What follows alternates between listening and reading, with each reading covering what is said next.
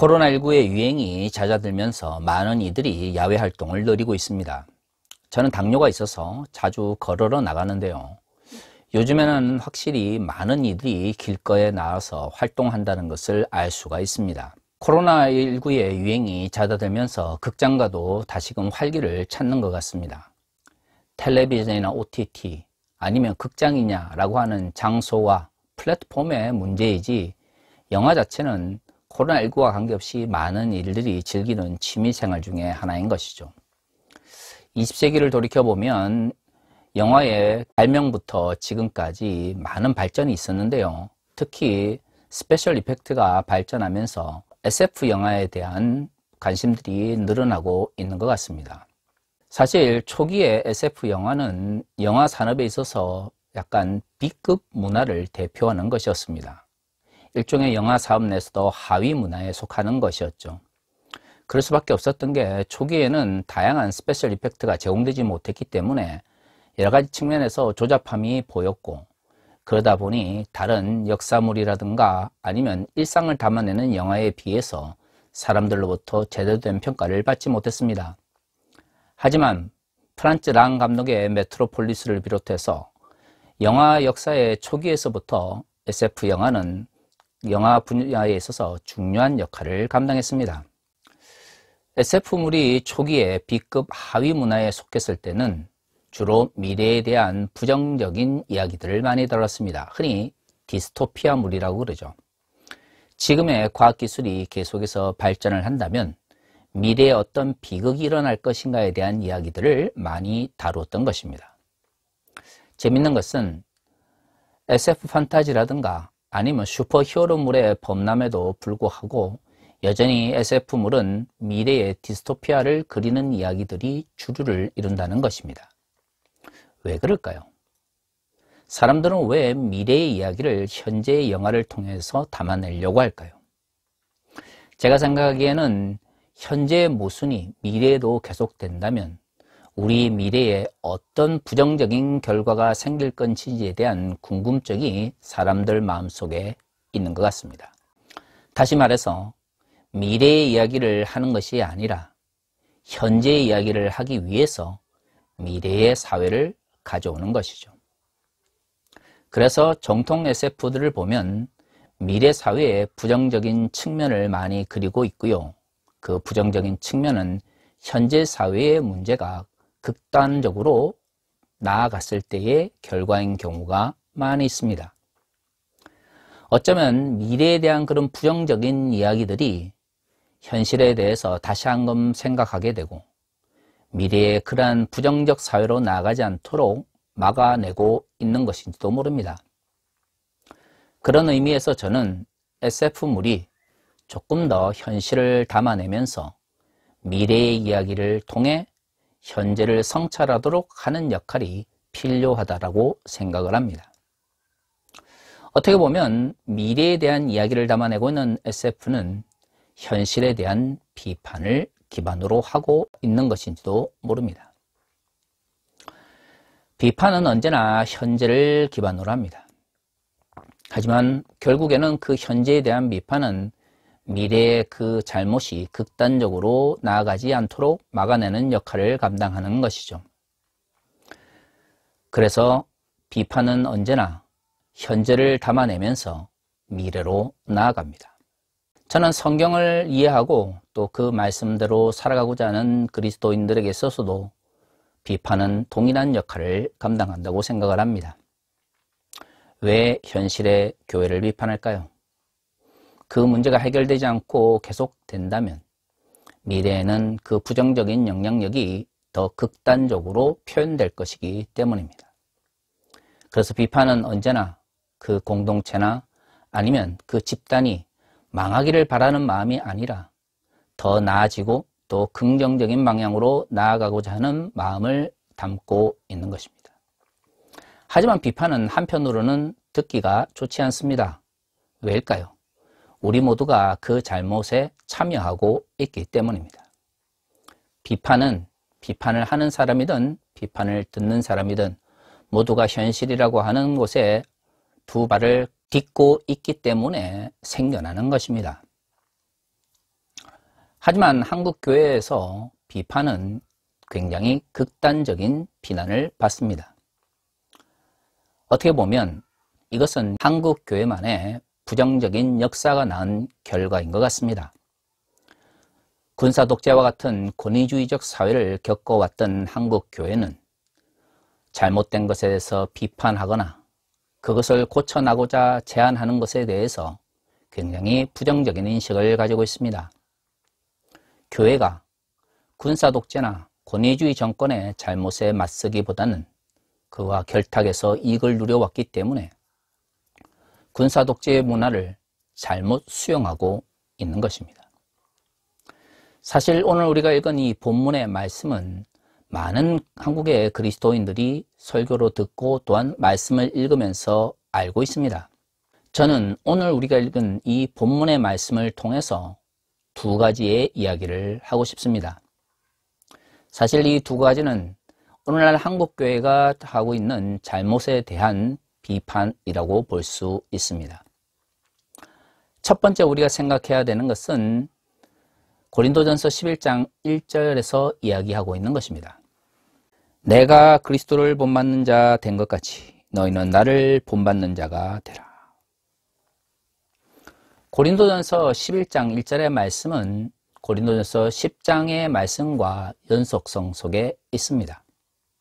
고린도 교회가 가지고 있는 죄악들에 대해서 바울이 고린도전서를 통해 지속적으로 비판을 하고 있는데요. 그러한 잘못을 저지르는 이들은 신앙적으로 처음 교회에 나온 사람들이 아니라 지속적으로 신앙생활을 하면서 하나님의 은사를 체험하고 또한 훌륭한 선생님들로부터 예수 그리스도의 가르침을 배운 사람들입니다. 그런데 그들이 오히려 은사를 자랑거리로 교육을 다른 사람을 억누르기 위한 권력으로 이해함으로써 고린도 교회의 문제가 생겨나게 된 것입니다. 그리고 오늘 우리가 읽은 본문의 말씀이 등장하게 되는 것이죠.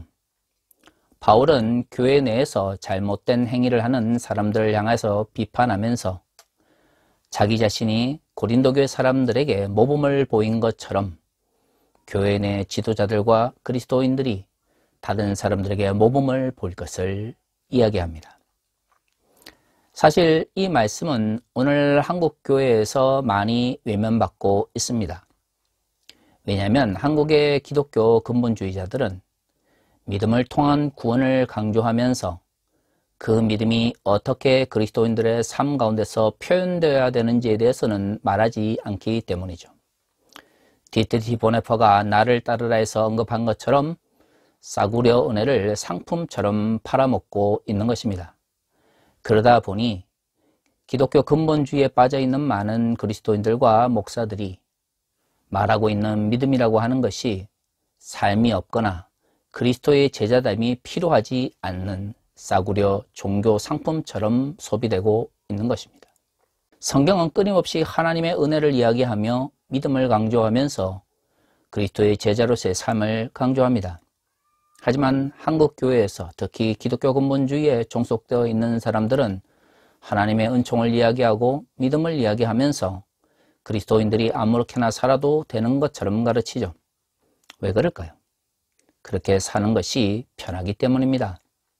세상 속에서 세상의 가치에 따라서 하나님의 나라의 가치와 정반대되는 삶을 살더라도 주일에 교회에 나와서 헌금하고 교회 봉사하면서 그렇게 편하게 살아가면 마치 구원을 얻는 것처럼 가르쳤던 것이죠. 그렇게 해야 사람들이 교회에 오고 헌금을 내고 또한 교회 지도자들의 말씀을 따라서 교회에서 봉사를 하기 때문입니다. 사실 그것은 교회가 아닙니다. 그저 종교적 안위를 팔아먹는 종교 집단인 것이죠. 하지만 한국교회는 그런 식으로 교회를 운영해왔고 또한 그렇게 목회하는 사람들을 긍정적으로 평가해왔습니다. 그것이 한국교회가 70년대와 80년대 급속도로 성장할 수 있었던 기반이 되었던 것이죠. 하지만 어느 순간부터 대형교회 목사들의 설교에서 오늘 우리가 읽는 본문의 말씀처럼 내가 그리스도를 본받은 것처럼 나를 본받으라 라고 하는 삶의 모습에 대한 이야기들이 사라지고 있습니다. 어떤 이들이 대형교회를 이끕니까? 타인을 잘 설득하고 화려한 언변으로 잘못된 것도 진짜인 것처럼 믿게 만드는 사람들이 대형교회를 만들고 있는 것입니다. 성도들도 더 이상 그러한 대형교회 담임 목사들이 어떤 삶을 사는지에 대해서 관심이 없습니다. 어차피 그들을 본받을 마음이 없기 때문이죠.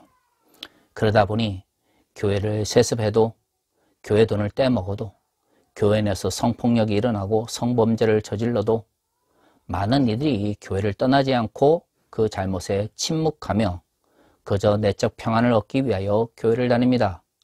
교회는 성장하는데 그 교회에서의 하나님 나라의 가치는 사라져버리고 종교 지도자들의 카리스마적인 설교나 지도력만이 인정을 받게 되는 것이죠.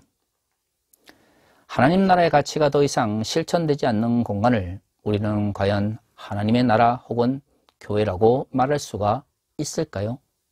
결코 그렇지 않습니다. 목사들은 언제나 자신의 삶이 교인들과 다른 그리스도인들에게 본이 될 수 있는지를 고민해야 합니다.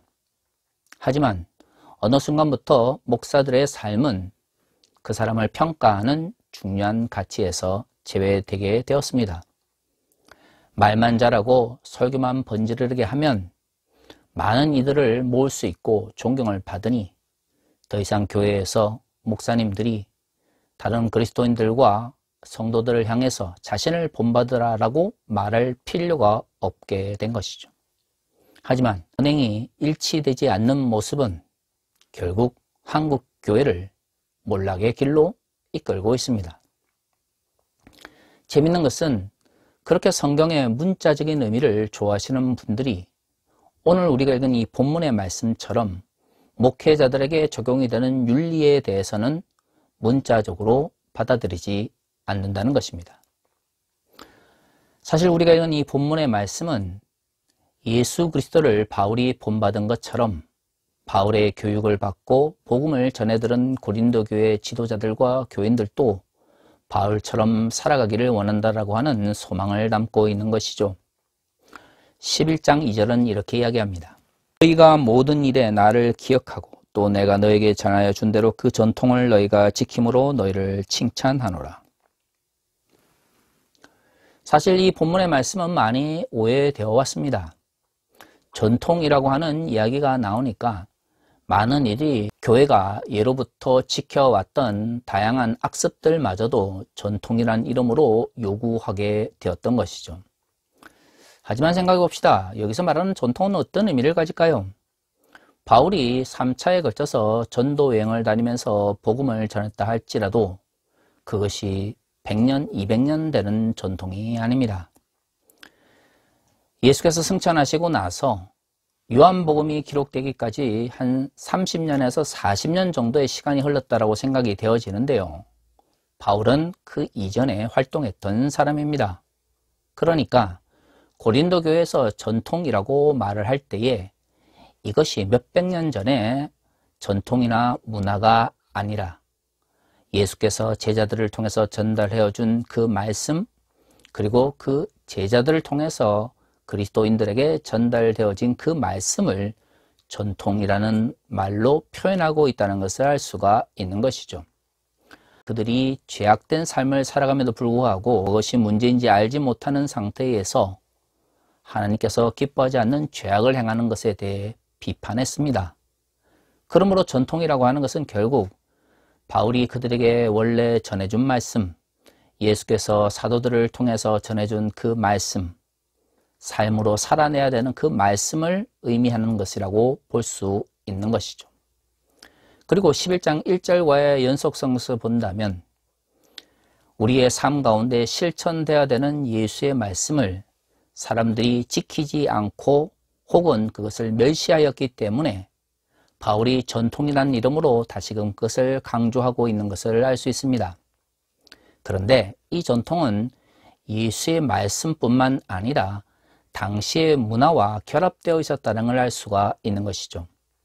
오늘 우리가 읽은 본문의 말씀에서 보면 고린도전서 11장 3절부터 5절까지는 교회에서 기도를 할 때에 혹은 예배를 드릴 때에 여성이 머리에 천을 써야 된다는 것을 이야기하고 있습니다.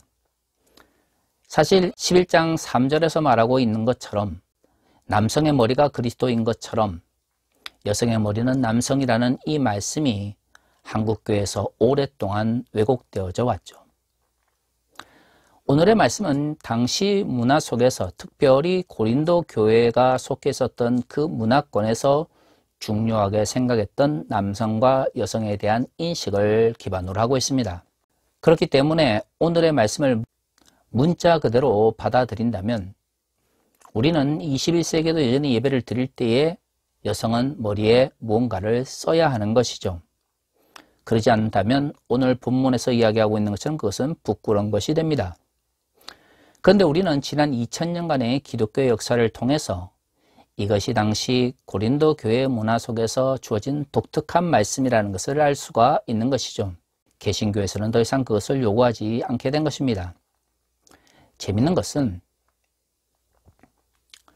여성에 대해서 개신교인들이 이것을 더 이상 유효하지 않은 말씀이다 라고 생각하면서도 여전히 남성의 우월성을 오늘의 본문을 통해서 찾으려고 한다는 것입니다.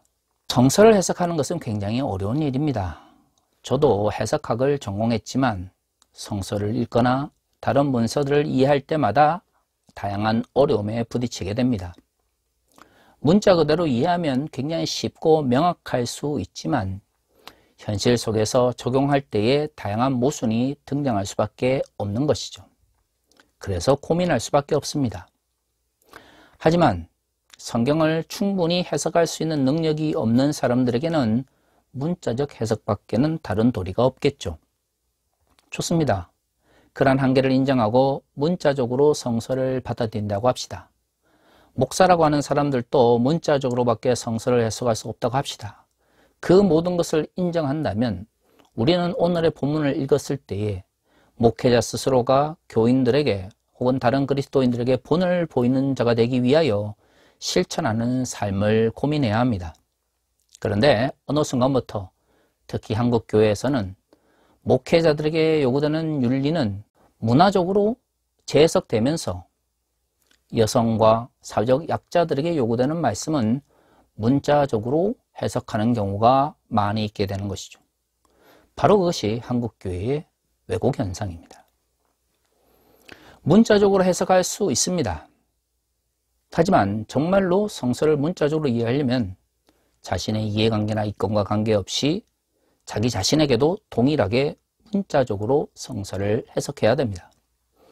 오늘의 본문이 남성의 머리로서 그리스도를, 여성의 머리로서 남성을 규정하고 있다면, 정말로 이 말씀을 문자적으로 21세기에 적용하고 싶다면 먼저 11장 1절과 2절에서 이야기하고 있는 것처럼 그것을 교육하고 그렇게 살아가도록 가르쳐야 되는 교회의 지도자들이 먼저 다른 사람들에게 본을 볼 수 있어야 하는 것이죠. 그런데 교회 지도자들의 삶의 본은 어느 순간 사라지고 여성에 대한 억압만이 문자적으로 정당화되는 모습이 나타나고 있습니다. 이것이 과연 성서를 문자적으로 이해하는 것일까요? 제가 볼 때는 이권과 자신과의 이해관계에 따라서 성서를 왜곡하고 있는 현상이라고 생각합니다. 성서를 왜곡하고 자신의 이해관계에 따라서 삶을 살아가는 사람들이 아무리 믿음을 주장한다 할지라도 그것은 성경이 말하는 믿음이 될 수가 없습니다. 제가 설교 시간에 몇 번 말씀드렸지만 인천 새소망교회에서 그루밍 성폭력 피해자들과 그 피해 교인들을 돕고 있는데요. 참으로 많은 협박과 해유를 받았습니다. 지금도 인터넷이라든가 SNS를 통해서 말도 안 되는 비난의 이야기를 하기도 하죠. 하지만 그것을 꿋꿋하게 이겨내고 있습니다. 아무런 이익이 되지 않음에도 불구하고 왜 그들을 도울까요? 저는 하나님께서 눈물 흘리고 고통받는 사람들과 함께 한다라고 확신하고 있기 때문입니다. 하나님께서 함께 하시는 자들과 함께 하는 것이야말로 목사로서 그리스도인으로서 반드시 해야 되는 삶의 모습인 것이죠. 이익이 되지 않아도 하나님께서 나의 삶을 보고 계신다라는 생각을 하기 때문에 그 모든 회유와 협박에도 꿋꿋하게 이겨내고 있습니다. 우리의 믿음은 삶으로 실천될 수밖에 없습니다. 목사라고 하는 사람들이 입술로는 하나님의 영광을, 입술로는 하나님 나라의 임재를 이야기하면서도 왜 교회 세습하고 성폭력을 입삼고 교회 돈을 떼먹겠습니까? 실제로는 하나님을 믿지 않기 때문입니다. 하나님의 전능하심을 고백하고 인간의 모든 것을 꿰뚫어 보시는 하나님을 고백한다면 우리의 이익을 찾아가고자 하는 잘못된 행동을 어떻게 할 수가 있겠습니까? 목사라고 하는 직분이 그가 하나님의 말씀을 거부하고 혹은 하나님의 뜻을 저버려도 모든 것이 용납되는 것이 아닙니다. 하지만 한국교회는 성서를 그렇게 이해하고 또한 그렇게 가르쳐 왔던 것이죠. 과연 그것을 교회라고 할 수 있을까요? 그럴 수 없습니다.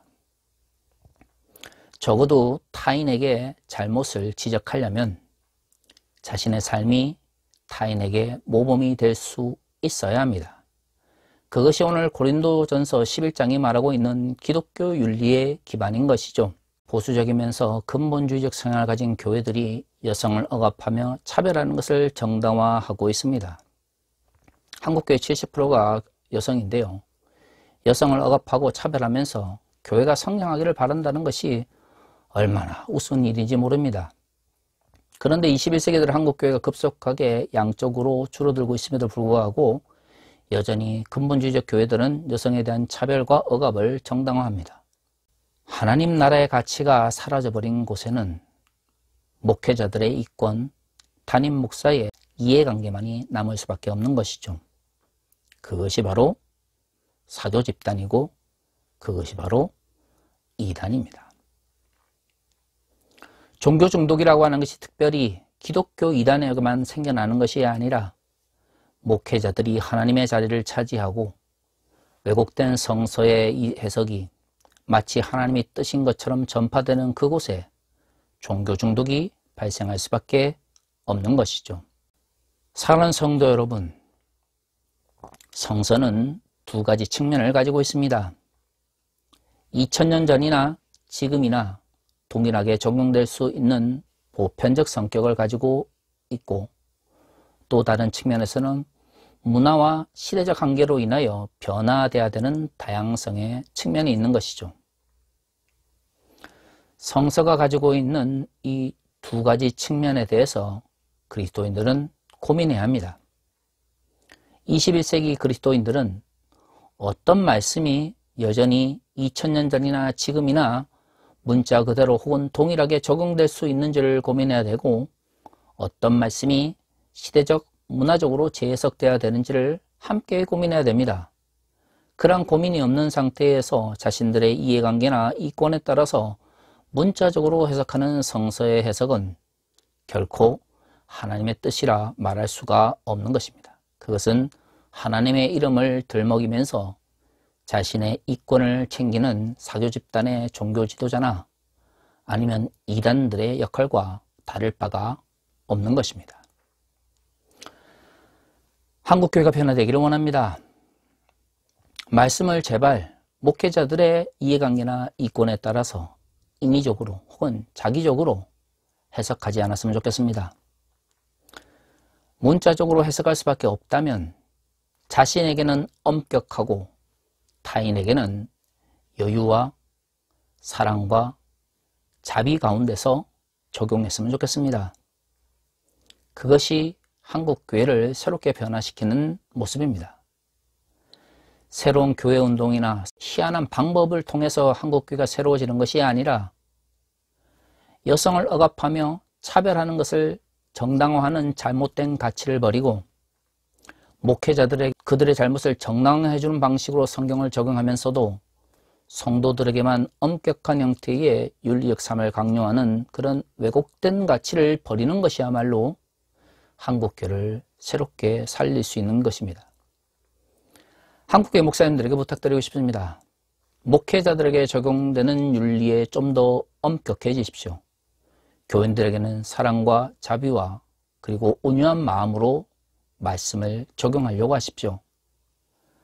특별한 방법이나 기술이 없어서 한국교회가 망하는 것이 아니라 담임 목사들이, 목회자들이 자신의 이권에 따라서 교인들을 조종하고 하나의 말씀을 왜곡하기 때문에 한국교회 내에서 윤리적 문제가 생기고 부패가 발생하는 것입니다. 우리의 현실의 잘못을 비판하면서 그리고 성찰하면서 하나님의 나라의 가치가 이 땅에 실현되는 것을 위하여 달려갈 수 있는 한국교회로 새롭게 변화되기를 원합니다. 다 같이 기도하겠습니다.